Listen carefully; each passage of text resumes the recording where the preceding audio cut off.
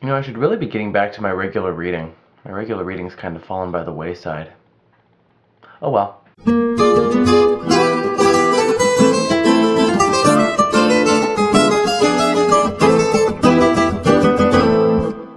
Today's book review is on The Time Traveler's Wife by Audrey Niffenegger. I'm going to try extraordinarily hard to avoid spoilers in this review, but if you might slip out and if you really want to be on the safe side, then don't watch this until you've read the book. So as I said in the previous video, this is quite possibly my favorite book of all time. One of the major reasons is because it's time travel, and I love time travel. I'm going to read the back blurb, which I don't usually do to summarize the books, but it's just easier that way. When Henry meets Claire, he is 28 and she is 20. Henry has never met Claire before. Claire has known Henry since she was 6. Impossible but true, because Henry finds himself periodically displaced in time, pulled to moments of emotional gravity from his life, past and future. This book operates on the rule that time is constant and events can't be changed, all time is one, etc., etc. There's no butterfly effect stuff in this book. And so essentially, once Henry witnesses something happen, it's going to happen. He can't do anything to change it.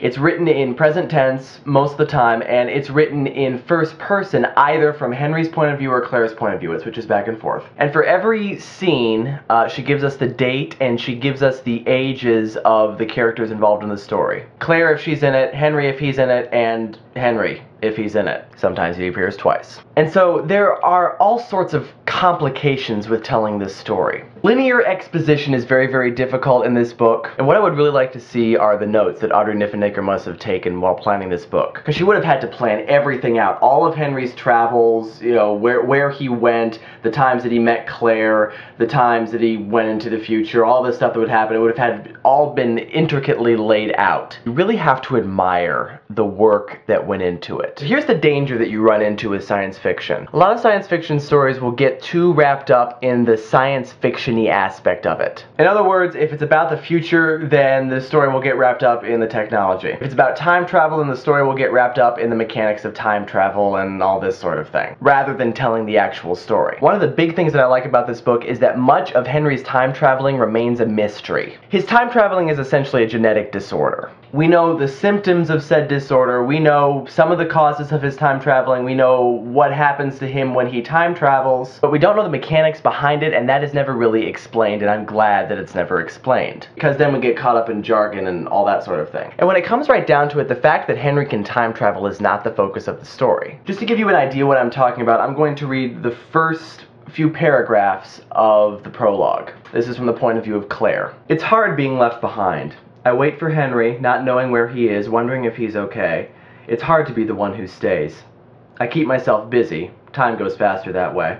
I go to sleep alone, I wake up alone, I take walks, I work until I'm tired, I watch the wind play with the trash that's been under the snow all winter. Everything seems simple until you think about it. Why is love intensified by absence? Long ago, men went to sea and women waited for them, standing on the edge of the water, scanning the horizon for the tiny ship. Now I wait for Henry. He vanishes unwillingly without warning. I wait for him. Each moment that I wait feels like a year, an eternity. Each moment is as slow and transparent as glass.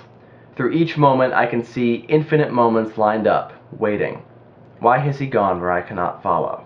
You will notice in that first paragraph, not once does she refer to time travel. She could be just a normal wife talking about a husband who has to make sudden trips, you know, policeman, fireman, someone who has a dangerous job. And she is the one who is waiting. In fact, there are several references throughout this story to the story of the Odyssey, of Odysseus and Penelope waiting for Odysseus to return home from his journeys. Probably the biggest thing that I like about this book is that the themes in this book are intensified by the fact that Henry time travels. But they are not reliant on the fact that Henry time travels. The themes are relevant and important regardless of Henry's time traveling. His time traveling is just kind of a prism for us to look at these themes. Because Henry can glimpse the future, and because he is powerless to change it, this book looks into destiny and fate and inevitability. Oftentimes Henry knows that something terrible is going to happen, but there's absolutely nothing that he can do about it. And that's true in our own lives. Death is one theme that runs through this novel quite a bit. It's not something that we like to think about it, but we know that it's going to happen. Our loved ones are going to die, and eventually we are going to die. That is inevitable. That is destiny. And Henry sees that happening in a very real way. And he recognizes the inevitability of it because he has actually seen it for himself.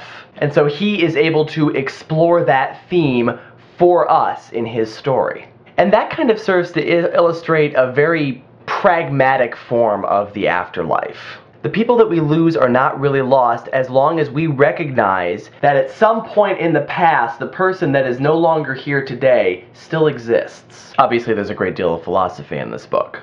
With Henry, we see fate. With Claire, we see hope. The hope that everything will be alright and that eventually her waiting will pay off and Henry will come back to her. But at its core, Time Traveler's Wife is really a romance. Henry and Claire have a bizarre relationship, but it is a relationship, and it is a normal one in many ways. They fight, they flirt, they talk, they banter, they have sex, and we see the relationship between these two very real characters evolve as they try to live as normal a life as possible despite the fact that Henry has this disorder. And this is one of the things that I like about science fiction. We see these two real people thrown into this very unreal situation, and we see how they cope with it. And so what books like this really do better than anything, and what all science fiction and fantasy novels should do, is give us a prism to look closely at the complexities of real life that we kind of take for granted.